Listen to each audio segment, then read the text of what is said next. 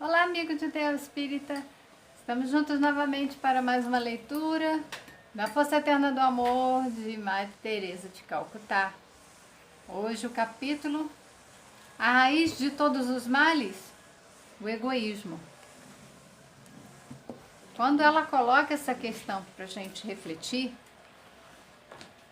a gente não pode esquecer o Livro dos Espíritos sobre o egoísmo, questão 913 a 917 do capítulo da perfeição moral. O Kardec perguntou para os espíritos: dentre os vícios, qual que se pode considerar radical? Radical vem de raiz, então qual que se pode considerar sendo a raiz de todos esses vícios? Já o dissemos inúmeras vezes, o egoísmo. Então, os espíritos já estão falando em várias oportunidades, eles aproveitaram para dizer que o egoísmo é a raiz de todos os vícios. Dele deriva todo mal. Estudai todos os vícios e vereis que no fundo de todos há egoísmo. Então, é preciso que a gente estude em nós os nossos vícios. Então, nós podemos falar do orgulho, da vaidade, da inveja, dos ciúmes, da raiva. Podemos explorar e na raiz vamos encontrar o egoísmo. Por mais que luteis contra eles, os vícios, não conseguireis extirpá-los enquanto não atacardes o mal pela raiz, enquanto não lhe houverdes destruído a causa. Então não adianta a gente ficar buscando combater o nosso orgulho. Eu vou ser mais humilde, ou então o ciúmes, eu vou deixar de ser ciumento.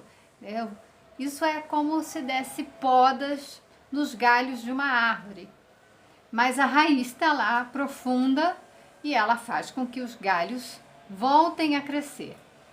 Então não adianta a gente gastar energia na poda dos galhos, ou seja, nesses comportamentos. É preciso ir a fundo, gastar energia para ir lá na raiz. Que todos os vossos esforços tendam, pois, para este fim, porque aí é que está a verdadeira chaga da sociedade. Então, o verdadeiro problema, o verdadeiro mal, doença da sociedade é o egoísmo.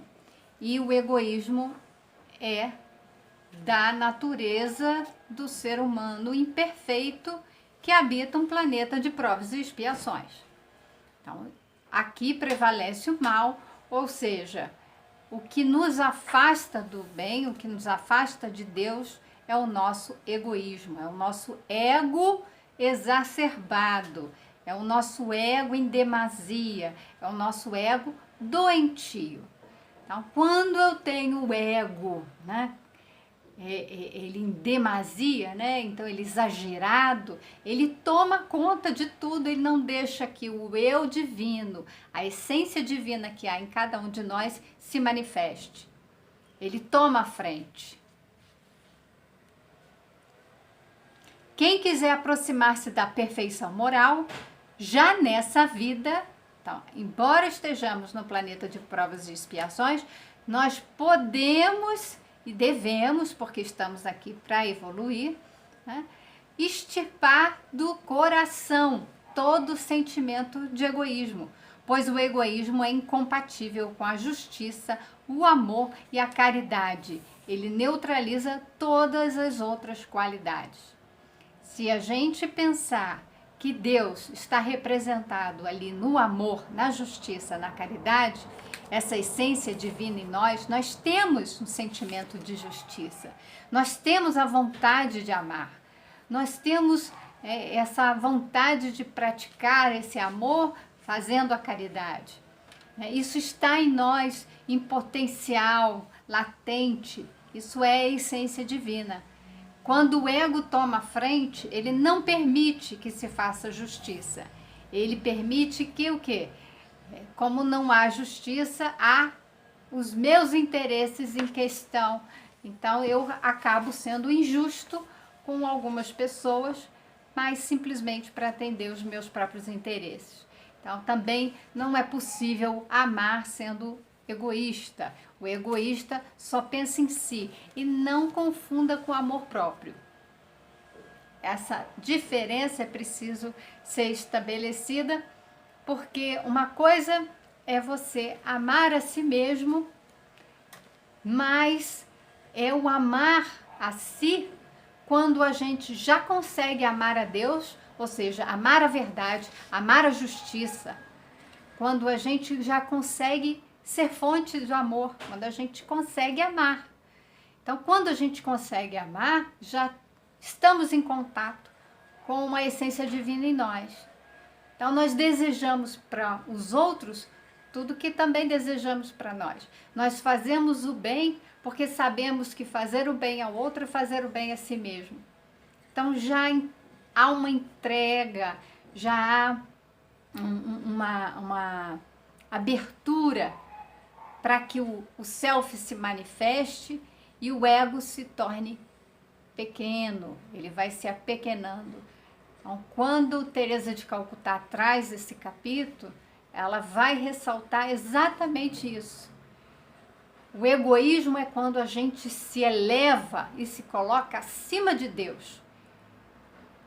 A gente se cobre tanto, se infla tanto, toma conta de todos os espaços para atender a si próprio suga, drena todas as energias para se satisfazer. E quando a gente faz isso, Deus não aparece. Então a gente precisa se apequenar.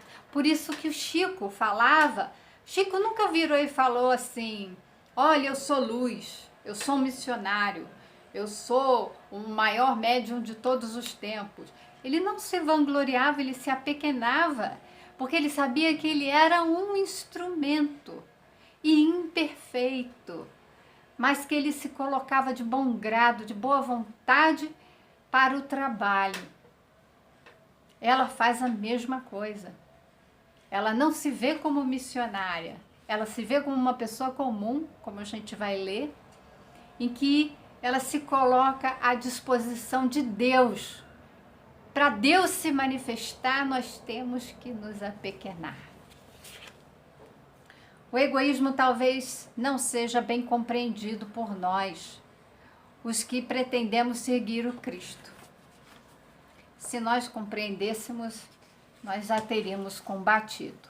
Na verdade, nós alimentamos o ego, né? Deixamos o ego crescer a cada dia. Então, falamos muito de amor, da força de transformação que o amor gera ou de que é capaz. Há quem afirme que o egoísmo é algo incompreensível para o cristão. Mas será mesmo que não existe egoísmo dentro de nós? Será que o amor que julgamos praticar está isento de qualquer interesse? Então, nós julgamos praticar o amor, mas se essa prática estiver repleta ali de interesse pessoal, então é uma pretensão de ser amor, mas não é amor. Então, não será estimulado por pensamentos ocultos que buscam alguma forma de nos beneficiarmos, ainda que indiretamente? Será que a gente ainda não está buscando benefício próprio? Ainda que indiretamente, quando não diretamente. Eu quero ser beneficiado, eu quero dar, mas eu quero receber, eu quero fazer algo, mas eu quero reconhecimento do que eu faço. Então, eu exijo isso para mim, eu exijo ser reconhecida, eu exijo ser beneficiada. Isso tudo a gente precisa refletir. Não pretendo definir o egoísmo. Mas já falamos aqui que o egoísmo é esse excesso de ego. O ego é a nossa personalidade. Quando a gente encarna, a gente adquire aqui uma personalidade Então, eu tenho a personalidade Márcia e o ego é o que vai fazer a comunicação entre o meu eu interior e o mundo exterior. Então, a Márcia, que é essa personalidade, ela interage com as pessoas, com as coisas, com o mundo de fora. Mas preciso dar lugar, espaço para interagir com o meu mundo interior. Ali onde tem as regras, as leis divinas. Eu preciso entrar em contato, ter a consciência, começar a fazer o processo de autoconhecimento, porque aí eu vou fazer a transformação moral. Mas quando eu faço essa ponte, eu tenho que fazer essa ponte do ser espiritual que eu sou, a essência divina, porque Deus é causa primeira de todas as coisas, então a minha essência divina, entrar em contato com isso e levar para o mundo de fora. Muitas vezes o que a gente faz, a gente mascara e age como se a gente fosse aquilo que gostaria de ser, mas ainda não é, não conquistou. Não, então ela não pretende definir o egoísmo, já falamos aqui por alto. Pois que não carece de mais definições, uma vez que tantos escritores discorreram sobre o tema. Não sou escritora, nem tampouco me aventuro a disputar com quem o é. O meu objetivo principal é analisar as interações por detrás do bem que fazemos, do amor que doamos e do trabalho que realizamos. Então, ela vai fazer uma reflexão sobre o que está por trás das nossas ações. Quais as nossas intenções, o que nos move. Aí sim, deixo a cada qual a tarefa de definir se seu amor é efetivamente amor, se o bem e a caridade que pratica são mesmo o que alega ser, se suas intenções são realmente humanitárias, desprovidas de interesse pessoal.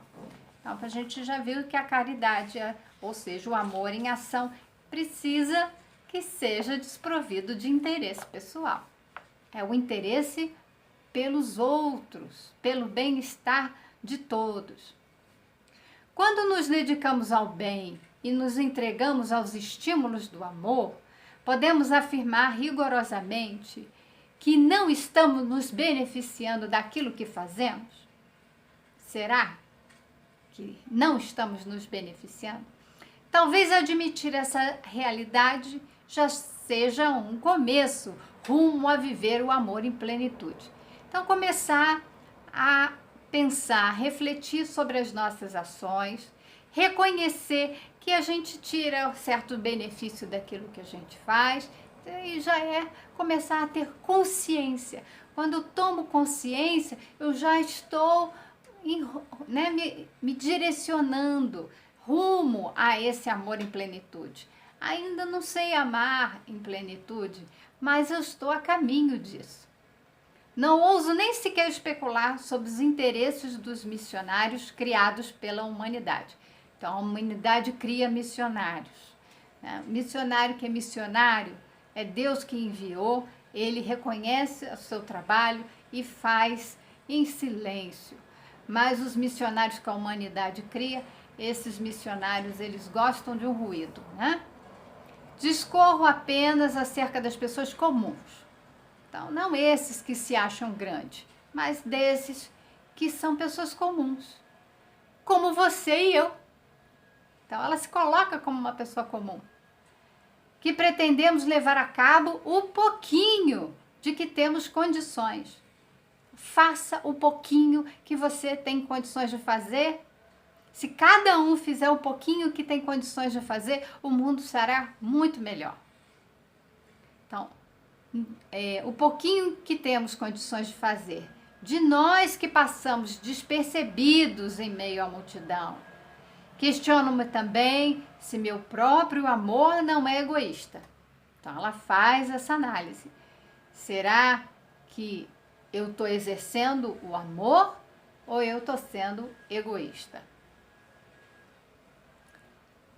se não estou mascarando-me com um pouco que considero possível edificar pelo próximo? Mascarando-me, máscara. Essa palavra é muito importante, da mesma forma que Jung vai usar a palavra ego, o self, para definir essa essência divina. Ele também vai falar das máscaras, em que a gente vai colocar e vai se fazer passar por algo que não é. Tem quem faça isso de forma intencional, mas de modo geral, quando o ego se sente atacado, para que ele acabe se revelando ali, né? Coloque o ego pequenininho, mas o ego ele cria mecanismos de defesa. Então Freud, quando criou a psicanálise, ele falou do ego, né? Ele também falou dos mecanismos de defesa desse ego. Por exemplo, a projeção. Eu não aceito uma crítica, né? Eu não aceito que eu fiz algo errado. O problema não é meu, é seu. Então eu projeto no outro aquilo que é meu, que me pertence. Só que eu não quero entrar em contato com aquilo. Eu não quero entrar em contato com essa minha parte, que é a parte ruim, uma parte que não vai me permitir ser aceita pela maioria. Então eu tenho que ser uma pessoa gentil, bonita, educada, inteligente, todas essas qualidades, mas eu não sou. Se eu acho que eu sou, então, uma missionária, estou me pondo lá em cima. O que a realidade faz? Mostra que eu estou lá embaixo ainda. Ainda, porque nós vamos aos poucos ir subindo essa escada aí da evolução. Mas ainda não estamos lá. Então o que acontece? A gente desilude, porque está iludido com o uso das máscaras, e toma esse tombo, né? Vai para o lugar que nos pertence. Só que o ego não gosta disso não. O ego, ele gosta de dizer que a gente é grande, que a gente é muito, né, é muito importante, tem muito valor. Não estou aqui dizendo que a gente não se deve dar o devido valor. Isso é o autoconhecimento, é saber quem eu sou e onde que eu estou. Quais minhas reais qualidades, as minhas potencialidades e os meus defeitos, as minhas imperfeições que eu preciso melhorar. Mas uma coisa é me colocar acima, é disso que eu estou falando. Quando eu coloco acima, eu estou fingindo ser aquilo que eu não sou. Só que o mecanismo de defesa, ele é inconsciente. Então eu tenho a convicção de que eu sou essa pessoa grande, maravilhosa, que eu ainda não sou. E daí gera muitos problemas. Quem quer fazer um bom trabalho de autoconhecimento pode requerer a ajuda de um profissional psicólogo, porque não é fácil lidar. O ego, quando ele começa a agir com a defesa, e quando você rompe com uma defesa, ele vem com outra. E a gente vai se iludindo, vai criando essas máscaras. Então, a Teresa tem ciência disso, de que ela pode estar usando máscaras achando que está amando, quando ela ainda não consegue amar, quando ainda é egoísmo. Então, mas ela está fazendo a reflexão dela. Reflito se minhas próprias ações não decorrem do medo dos infernos. Então, a ideia de um inferno, a ideia que a gente vai lá para um lugar ruim, tenebroso, então eu tenho medo de ir para aquele lugar, então deixa eu fazer uma boa ação. Só que eu estou fazendo uma boa ação interessada em não ir para um lugar ruim, né, depois da morte, né? Então ela fala aqui dos infernos, da consciência culpada, então de ficar me sentindo culpada, do castigo ou do juízo das pessoas, né, do juízo alheio. O que as pessoas vão pensar de mim? Então eu tenho que fazer de tal forma, eu tenho que me apresentar de tal forma. Isso é o uso das máscaras. E eu tenho ali um interesse naquilo tudo.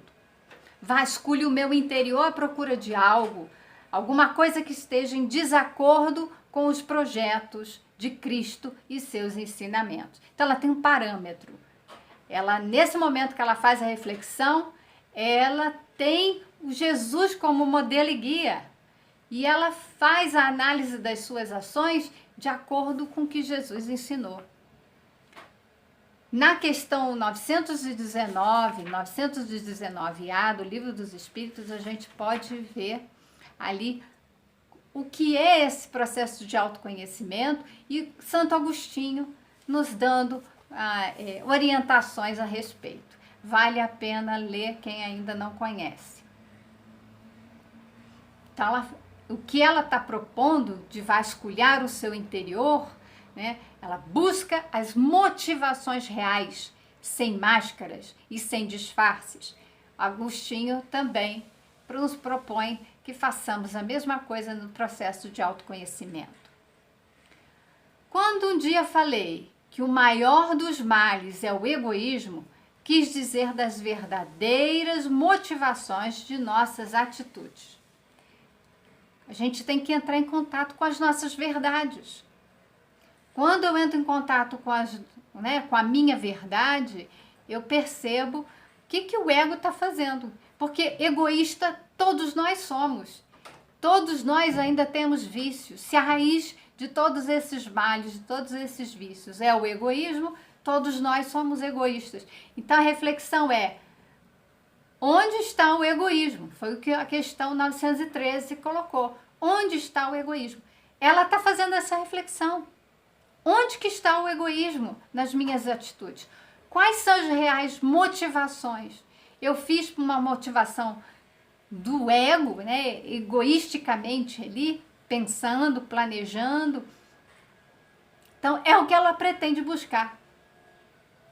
É o que eu pretendo buscar em mim a cada dia. Observo pretensos missionários querendo se passar por tais. Então, cuidado com os falsos cristos e falsos profetas. Cuidado com esses falsos missionários que acham que estão fazendo alguma coisa. Quando chegam no plano espiritual, vão se deparar com a realidade, porque aqui estavam iludidos. Então, esses pretensos missionários evocarem sua condição religiosa a fim de serem reconhecidos como enviados de Deus. Um missionário de verdade, enviado por Deus, ele não faz alarde, ele trabalha. Ele não tem tempo para fazer propaganda do seu trabalho. Ele trabalha e o trabalho dele fala por ele.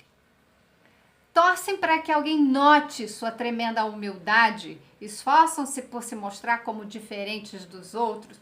Eles estão ali só usando máscaras, né? Que frequentemente realizam trabalhos de igual ou maior vulto e valor. Quando vejo isso, fico pensando nos motivos, nas motivações para agirem assim. Será algo verdadeiro e real esse amor, essa dedicação à causa que acreditam seguir? Será que são missionários de si mesmos? De suas ideias? De seus próprios sentimentos? E se confundem com enviados de Deus? Provavelmente. Aí ela diz: quero me desculpar os eleitos, os missionários, pois nunca os conheci pessoalmente. São poucos os missionários, porque os missionários, em geral, esses que buscam aplausos, reconhecimentos, eles querem se dizer enviados de Deus, mas eles querem atender a seus próprios interesses. Missionários de si mesmo, como ela colocou. Então, ela nunca os conheceu, porque os missionários estão trabalhando, como ela, trabalhando de forma humilde, pequena, se apequenando para que Deus faça o trabalho através dela, né? Através de nós. Então, o trabalho, na verdade, não é nosso que somos imperfeitos. O trabalho é Deus, de Deus. Ele atua através de nós. Ele é o bom. Nós não somos ainda bons. Jesus já nos disse que nós somos ainda maus. Ainda temos muitos males. O egoísmo é o grande mal. Mas, se a gente vai se apequenando, quem atua por nós é Deus. Ele é bom. Ele é justo, então é Ele que está se manifestando através de nós, até que um dia nós possamos estar em plena comunhão com Ele, sendo fonte de amor. Sempre me envolvi com os fracos e oprimidos, com os meus pobres, que me davam trabalho suficiente para manter-me ocupado durante toda a existência, de modo que não tive uma única oportunidade sequer de conhecer um missionário de perto, um dos que clamam ser enviados de Deus. Então, ela está trabalhando. Assim sendo, meus questionamentos não visam aqueles que foram eleitos, tampouco aos santos fabricados pela religião e religiosidade. E se acaso espera que eu me comporte como uma santa, está enganado. Quem pensa assim.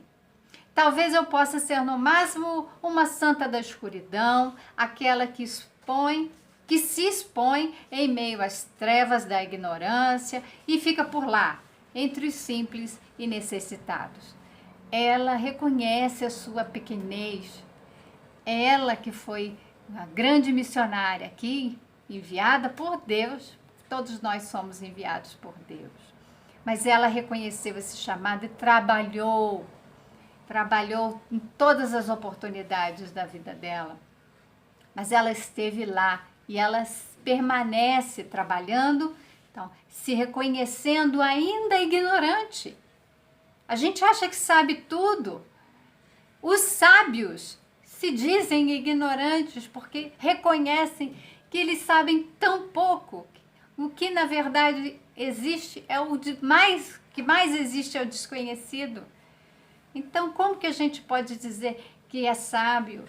É isso mesmo, se colocar ali, nós somos ignorantes, ainda estou ali nas trevas da ignorância, né, não tenho conhecimento que possa me, né, iluminar, crescer, mas está a trabalho, a caminho, né, no trabalho para isso.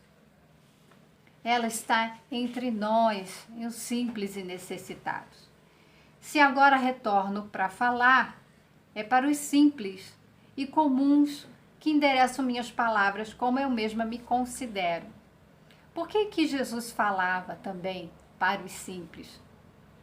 Né? Ele falava por parábolas. Tem a passagem no Evangelho que Jesus explica porque ele falava por parábolas. Porque tendo olhos para ver, não veem, têm ouvidos para ouvir, não ouvem. Então, ele estava falando para os simples, porque eles têm condições de receber a boa nova. Nós que nos consideramos ignorantes, que queremos o conhecimento, nós fazemos esse movimento de abertura para receber a boa nova.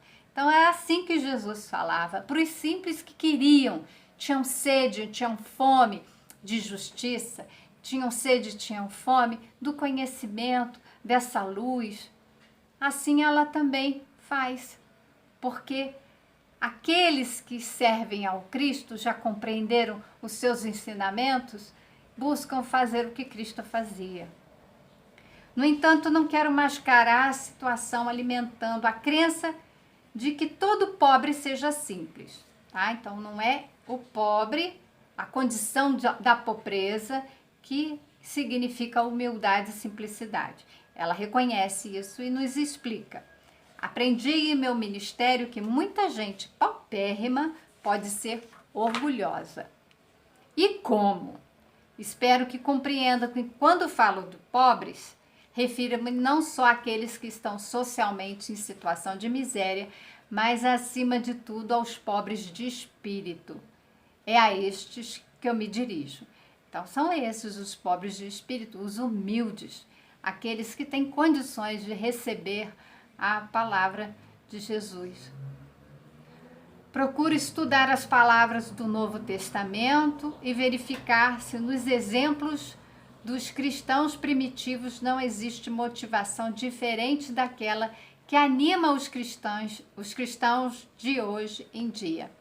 Então ela faz uma análise ali do Novo Testamento, pensando nos cristãos, os primitivos, né, os primeiros cristãos, aqueles que seguiram Jesus e depois deram ali continuidade aos ensinamentos. Não havia a fundação ali de instituições religiosas, não havia isso ainda.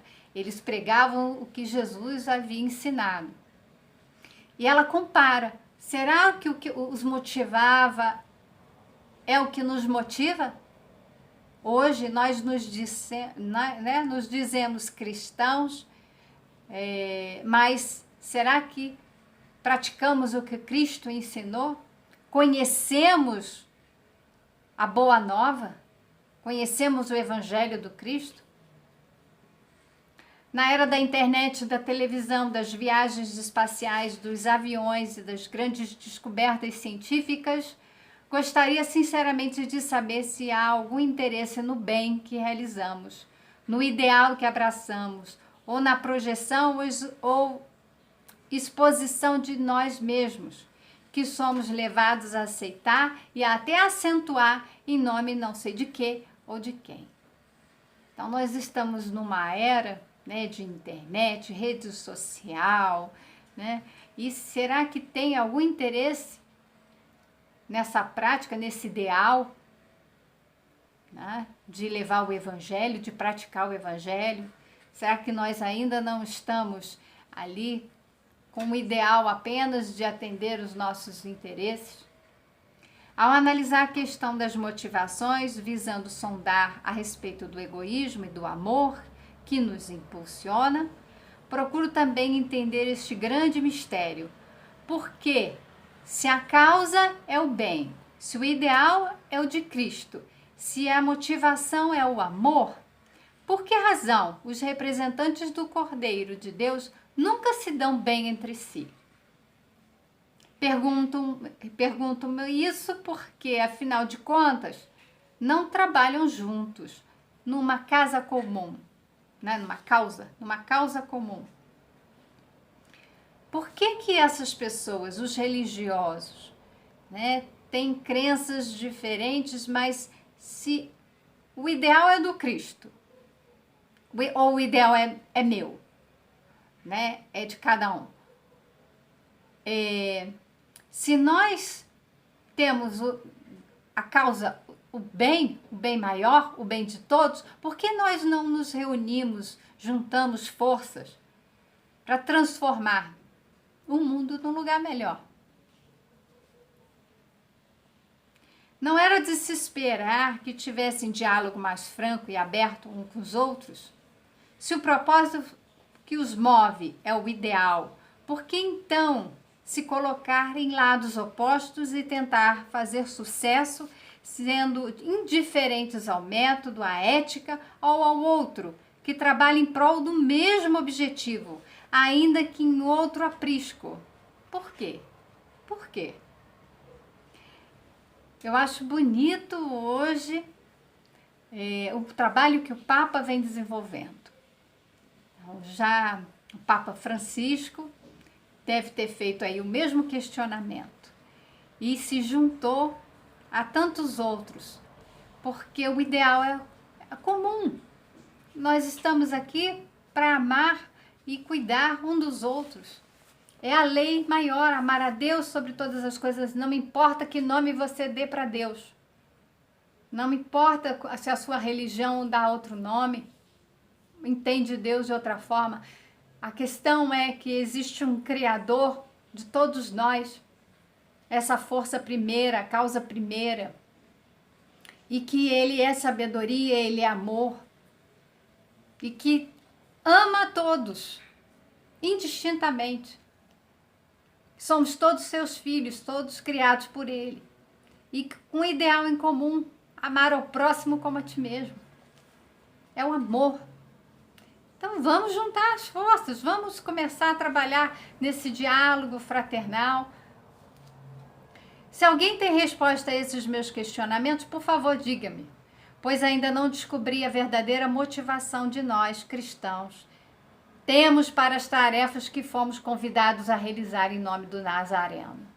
Nós fomos convidados, cada um de nós, a uma tarefa. Então nós temos missões também, dentro da nossa capacidade, em nome de Jesus, para estar aqui trabalhando. Quais são as motivações nossas, internas? Cada um tem que fazer a sua reflexão. Espero sinceramente que quando a morte chegar e o juízo da consciência se estabelecer no íntimo de cada cristão, não sejamos acometidos de amarga decepção com nossas verdades relativas, nossos conceitos de amor, dedicação, lealdade, boa vontade e principalmente com a imagem que fazemos dos chamados anjos da guarda, nossos cultuados santos e mentores.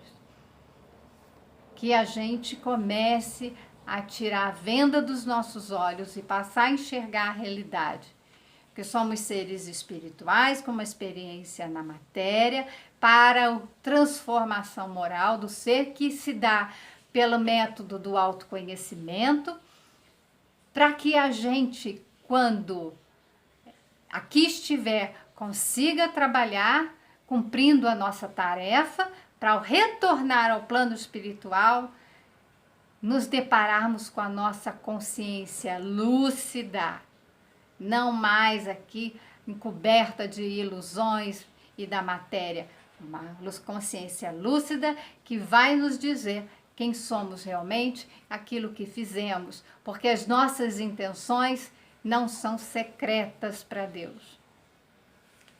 Talvez devêssemos nos preocupar bem mais com nossas motivações do que com as realizações em si. Antes de empreender algum trabalho, antes de atribuí-lo à inspiração espiritual ou de levar a efeito alguma tarefa envolvendo pessoas e comunidades, então, antes de você colocar em prática alguma tarefa, seria interessante estabelecer algumas questões, fazer reflexão. Quem está por trás deste trabalho? Nós ou Jesus e o seu ideal? Seu ideal de amor, de justiça, de caridade. Quem se beneficiará com ele? Nós ou o próximo? Qual será o público-alvo inicial e final daquilo que pretendemos fazer? Nós ou o próximo? A humanidade? E por último, como empregaremos os recursos provenientes da iniciativa planejada? Recursos materiais, inclusive, ou recursos humanos e recursos materiais. Como que nós vamos empregá-los? Será tudo canalizado ao próximo, a alguma obra humanitária e de promoção do ser humano ou de nossa promoção pessoal? Por isso que há tanto desvio de verba, porque muito dinheiro destinado a determinadas obras sociais vão para o bolso daquele que está ali desenvolvendo o trabalho. Então, ela faz esse questionamento. O dinheiro está indo destinado àquilo que se propõe ou ele está tendo outro fim? Então, isso fala de ética, isso fala de moral, isso fala de seguir ali os ensinamentos de Jesus. Então, ao meditar sobre as motivações que norteiam nossos atos, sondando se somos movidos pelo egoísmo ou pelo amor e pelo ideal, convém relembrar as palavras de Jesus. Cada árvore é conhecida pelo seu próprio fruto. Lucas capítulo 6, versículo 44. Não me atrevo a pensar no resultado de inúmeras boas obras que vejo por aí, nem a censurar tanto amor mal interpretado e muitos ideais que se divulgam por todo canto. Então, ela não vai julgar, ela não vai se dar o trabalho de censurar isso. Contudo, quero incitar reflexões mais profundas a respeito do que está por trás do trabalho que realizamos. Tá, essa reflexão. Anseio que desenvolvamos a coragem de admitir publicamente as verdadeiras raízes e finalidades do pretenso amor e da dedicação que temos à causa de Cristo. Isso, cada um com a sua consciência. Faça essa reflexão para admitir a verdadeira origem, as raízes das suas intenções. Faço essas perguntas a fim de que você avalie a natureza do que faz, se é amor genuíno ou simplesmente egoísmo velado. É muito importante que a gente faça essa reflexão, porque se o egoísmo é a raiz de todos os males. Não adianta gastar energia podando galho de árvore. É importante a gente focar, como os espíritos nos orientam, e lá na raiz. É trabalhar o egoísmo. É ter consciência dele em nossas vidas, porque ele está lá, ele faz parte. Não temos como negar. Ele é a raiz de todos os nossos vícios e nós temos muitos ainda. Então, vamos aprofundar, vamos fazer essa reflexão. Faça a leitura do Livro dos Espíritos, questões 919A, lá com Santo Agostinho. Pense nas questões que Teresa colocou para nós. Que vamos entrar num ano novo, né, repleto aí de uma motivação com o ideal do Cristo a nos guiar. Tenham todos um ótimo fim de ano, boas entradas para o ano que vem, que sejamos mais prósperos, mais unidos, mais amparados, mais felizes. Muita paz e até o ano que vem.